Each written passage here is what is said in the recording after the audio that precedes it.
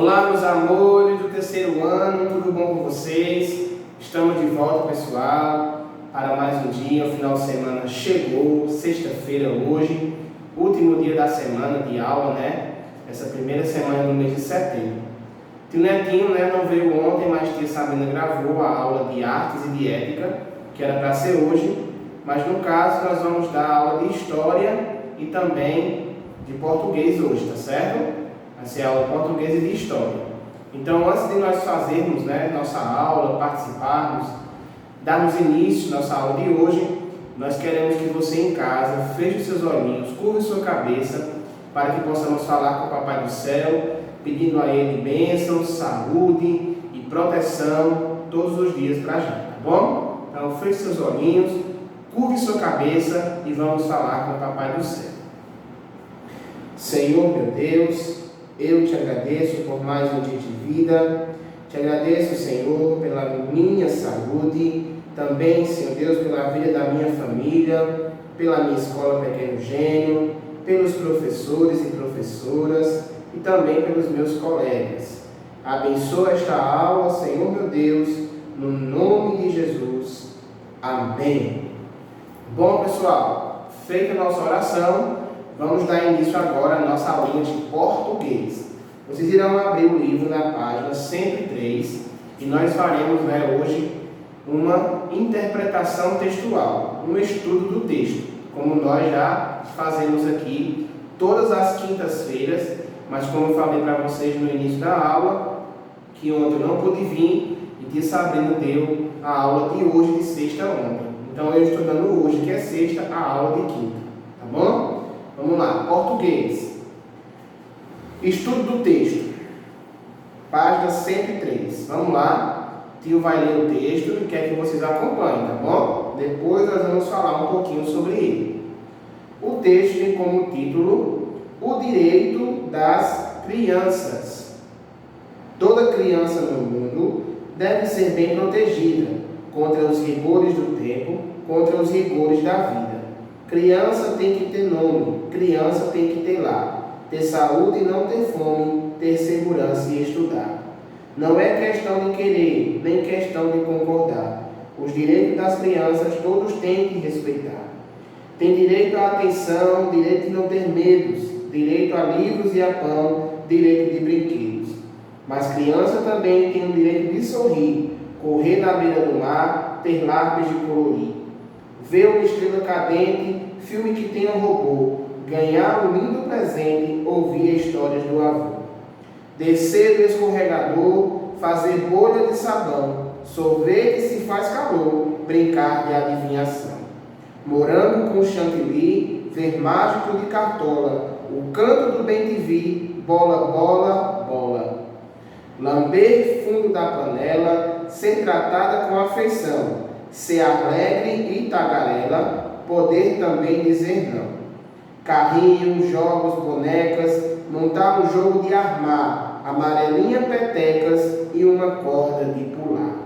Esse, pessoal, é um poema bastante significativo, que vai falar sobre o direito da criança, que toda criança ela tem o direito, tem o dever de ser protegida, tem o direito de estudar, tem o direito, pessoal, de sorrir, de brincar. Uma criança tem direito de dizer não. Então é bem interessante o que esse texto quer trazer para vocês, crianças, Hoje, muitas crianças têm tido um direito maior do que dever.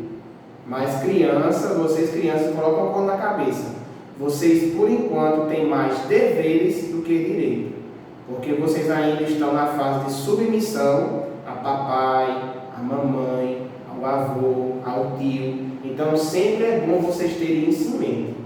Eu tenho mais deveres do que direitos hoje, como criança. A criança tem dever de obedecer, dever de sempre estar ali dando orgulho a papai e a mamãe, de ser uma criança boa, de se desviar do mal. Então todos esses são deveres da criança, certo? E com o passar do tempo, esses deveres que vocês vão cumprir na vida de vocês, vai gerar benefícios para vocês. Porque quando uma criança ela é obediente. Quando uma criança é educada, ela vai ganhar muitas coisas, né? Ela vai sorrir, ela vai ser alegre, que o pai vai presentear, a mãe também. Então, a criança tem os direitos, mas também tem deveres. Então, pessoal, que vocês coloquem isso em mente, coloquem isso em prática, né? Nós estamos vendo hoje muitas famílias um pouco desestruturadas, principalmente na educação dos filhos, né? A gente vê muitos pais, muitas mães, não tem hoje mais um certo respeito do filho, né? O filho hoje faz o que quer, o filho praticamente está mandando no pai e na mãe. Então não pode ser assim. Criança, você que está me assistindo, você lembra do que eu falei no início, você tem mais deveres do que direito. Então é um dever seu honrar o seu pai e a sua mãe, respeitar o seu pai e a sua mãe, para que os direitos na sua vida possam ser muito bons. Entenderam?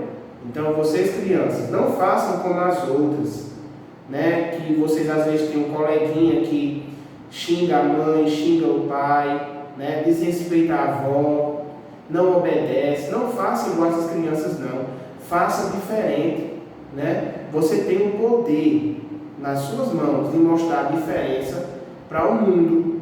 Você pode ganhar uma pessoa com apenas a sua vida, o seu testemunho de vida, de criança obediente. Como é bom a gente chegar num canto, né? Eu já fui criança, seu pai já foi criança, sua mãe também. E como é bom a gente saber que a nossa mãe, né, recebeu um elogio para o filho, né? Uma mãe chega na casa da amiga, né, a mamãe, aí a amiga diz: nossa mulher, teu filho é tão obediente, teu filho é tão educado, tão simpático. Como é bom a gente ouvir isso, né? É diferente de muitas pessoas que dizem assim: quando a mamãe vai na casa de uma amiga, aí a amiga já fica pensando: meu Deus, aquele menino vai vir para aqui. Eita, vai virar uma bagunça aqui em minha casa. Meu Deus, aquela menina, meu Deus, ela é muito bagunceira. Ela vai vir aqui para casa, aí já fica aquele negócio ruim. Por quê? Porque às vezes as crianças não demonstram, né, os seus deveres de criança. As crianças às vezes têm mais direitos hoje do que deveres, né? Hoje a criança tem o direito de escolher o que ela quiser.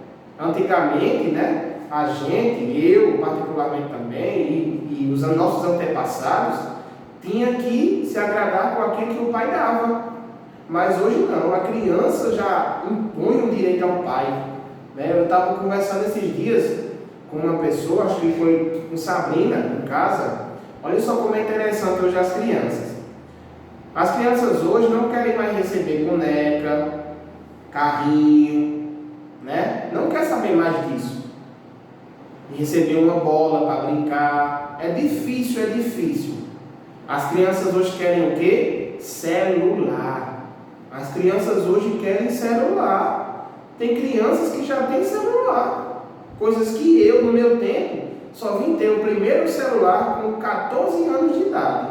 Olha só, pessoal, como é um paradoxo bem grande. Hoje, crianças de 4, 3 anos já têm o seu próprio tablet, né? Tablet para assistir YouTube, passar o dia inteiro assistindo YouTube, entendeu? Então a gente vai vendo as coisas como estão. Então hoje as crianças, elas têm que colocar um pouco na cabeça, não pode ser assim, né? As crianças às vezes estão perdendo muito tempo nas redes sociais, nos videogames, e perdendo a sua infância. Então, crianças, vocês têm uma coisa que nunca mais vai voltar, que é chamada infância. Aproveitem a infância de vocês para brincar, para interagir, se socializar, não ficar em casa enfurnado no celular. Não, porque isso vai passando o tempo, e você não vai ter aproveitado nada da sua infância, né? Então, lembre-se disso. Aqui o texto fala dos direitos da criança, mas eu sempre trago uma ressalva. Criança, ela tem mais deveres do que direitos. Tá bom, pessoal? Então fica aqui a minha dica para vocês, né? aprenderem mais. Eu sei que vocês já são, mas sejam mais educados, sejam mais obedientes, mais atenciosos ao papai e à mamãe, para que lá na frente, na sua vida, os seus filhos, os seus netos, possam fazer o mesmo com vocês, tá bom? Mediante isso, pessoal, nós vamos fazer só duas questões da página 104, que é a questão número 1 e a questão número 2. A questão número 1, você vai pintar no texto as palavras que rimam. Tio vai dar um exemplo aqui para vocês. E a segunda, em sua opinião, então, são respostas pessoais. Quais são os dois direitos mais importantes das crianças? Então, na letra A, você vai dizer, na sua opinião, quais são os dois direitos mais importantes da criança. E a letra B, quais direitos são os menos respeitados. Então, você vai observar isso também no texto, tá bom? Então, vai dar um exemplo da questão número 1. Eu vou escrever aqui para vocês no quadro, uma estrofe do trecho, do texto aí, Toda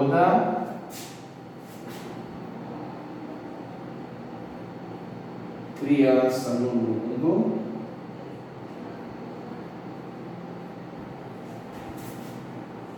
deve ser bem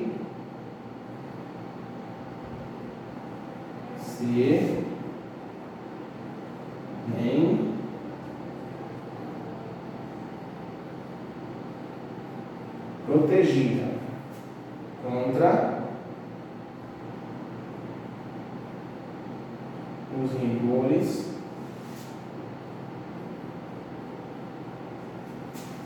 da vida.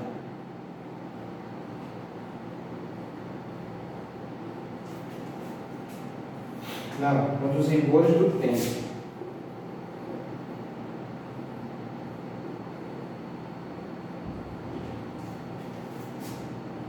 Contra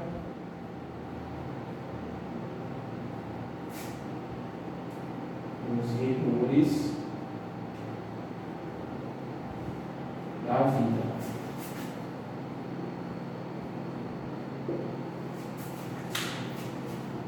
Então você vai pintar no texto as palavras que estão rimando. Rimando é quando as palavras estão combinando, tá bom? Então vamos ler aqui, Toda criança no mundo deve ser bem protegida contra os rigores do tempo, contra os rigores da vida. Então, quais são as palavras que estão rimando? Mundo, você vai pintar mundo e tempo, que elas estão rimando. E também protegida e vida. Porque quando começa essa frase, essa daqui termina no sentido dela, de novo. Toda criança no mundo deve ser bem protegida contra os rigores do tempo, contra os rigores da vida. Entendeu? Mundo e tempo, protegida e vida. Toda criança tem que ter nome, criança tem que ter lar, ter saúde e não ter fome, ter segurança e estudar. Então você vai pegar a mesma coisa. Sempre, pessoal, as palavras que estão rimando são as que vêm no final de cada verso.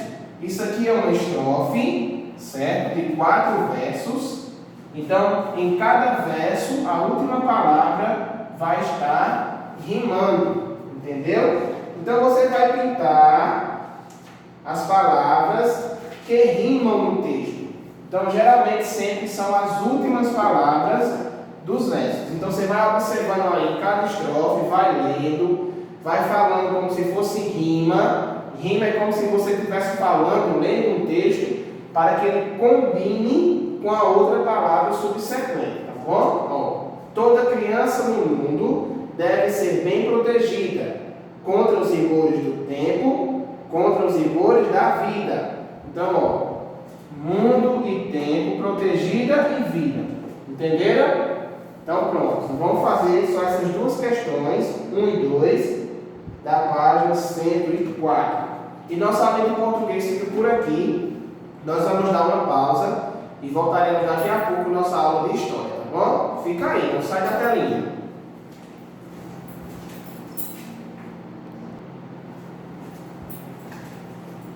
Voltamos, pessoal, com agora nossa aulinha de história. Peço a vocês que peguem o livro de vocês e abram na página 380. 380, certo? Hoje nós iremos aprender um pouco sobre os franceses no Brasil. Tudo bem? Página no livro 380. Vamos lá. Desde o início da exploração do pau-brasil, os franceses conheciam o litoral brasileiro e mantinham contato com alguns grupos indígenas e se consideravam prejudicados por terem ficado de fora da partilha entre Portugal e Espanha, motivo pelo qual em 1555 ocuparam a região da Baía de Guanabara, onde é o Rio de Janeiro, e fundaram uma colônia chamada França Antártica.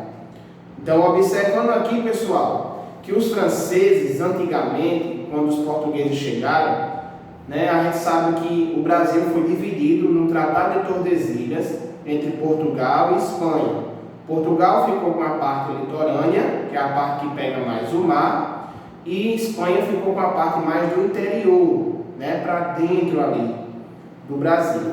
Então, nós vimos que só foram esses dois países que entraram em acordo, e outros países, como Holanda e França, ficaram de fora. Eles não gostaram, nem ficaram um pouco satisfeitos com isso. Por quê? Porque eles iam perder o dinheiro, o lucro que eles estavam ganhando também com a exploração do pau-brasil e também na cana-de-açúcar. Nós observamos aqui, pessoal, que os franceses, por não estarem satisfeitos, eles no ano de 1555 decidiram ocupar a Baía de Guanabara, que hoje é chamada de Rio de Janeiro. Eles avançaram com as suas tropas para tomar as terras da Baía de Guanabara e conseguiram, E lá colocaram o nome de França Antártica. Para se manterem, os franceses formaram alianças com os indígenas da região invadida na tentativa de combater a ocupação portuguesa. Olha só, eles chegaram lá, ocuparam a terra, a Baía de Guanabara, se aliaram aos grupos indígenas que habitavam ali naquela região para que pudessem lutar contra os portugueses, porque ali era uma região de Portugal. Então eles fizeram força, se aliaram aos índios para que quando os portugueses viessem retomar a terra, eles pudessem lutar com mais força. Desse acordo surgiu a Confederação dos Tamoios, cujo objetivo era derrotar os portugueses. Está vendo só? Os franceses e os indígenas fizeram uma confederação chamada de Tamoios. Esses Tamoios eram grupos de franceses e grupos de índios que se juntaram para batalhar contra os portugueses, a fim de que os portugueses nunca mais voltassem para aquele lugar. No entanto, os franceses foram expulsos em 1567, quando os Tamoios foram convencidos pelos jesuítas a abandonar a aliança. Então, pessoal, 12 anos depois que a França ocupou a Baía de Guanabara, no ano de 1567, os jesuítas portugueses conseguiram convencer os indígenas a acabar com a aliança com os franceses. E com isso, os franceses ficaram enfraquecidos e Portugal conseguiu expulsar todos os franceses da Baía de Guanabara no ano de 1567. Ainda hoje, podemos observar traços da cultura francesa no modo de vida e nos costumes de nosso país. Atualmente usamos palavras como batom, croquete, baguete, omelete, maionese, champanhe, que são originárias da França. Além disso, muitos prédios espalhados pelo Brasil foram erguidos sob influência da arquitetura francesa e podemos contemplar sua arte em passeios ao ar livre pelas ruas das cidades. Então aqui nós estamos observando uma imagem, essa casa, esse casarão, na verdade, é um modelo de arquitetura francesa, né? Que hoje ainda existe no nosso país, né, pessoal? Os franceses influenciaram a arquitetura brasileira por séculos e muitas de suas construções continuam preservadas, como o solar Grande Jean de Montagnier, o bairro da Gávea, na cidade do Rio de Janeiro, construído no século XIX. Então nós observamos aqui, pessoal, ó, essa mansão, esse casarão é de arquitetura francesa. Ela ainda está de pé, é um artefato histórico, né? Onde é preservada para que os turistas possam ir visitar, possam ver como eram as casas francesas antigamente, tá bom? Gente, não vai ter tarefa de português, só foi essa explicação sobre os franceses no Brasil. Se você não entendeu, volta o vídeo e você vai entender, tá bom? A tarefinha só é mesmo aquelas duas questõezinhas de português. Você faz com capricho, responde lá os direitos das crianças, tá bom? Quais os direitos menos respeitados e pinta as palavrinhas do texto que rimam, tá bom? Então, pessoal, um grande beijo para vocês, um forte abraço do Netinho e até segunda-feira. Segunda-feira não, segunda-feira é feriado. Até terça-feira, dia 8 de setembro, se Deus quiser, tá bom? Um beijão para vocês. Tchau, tchau.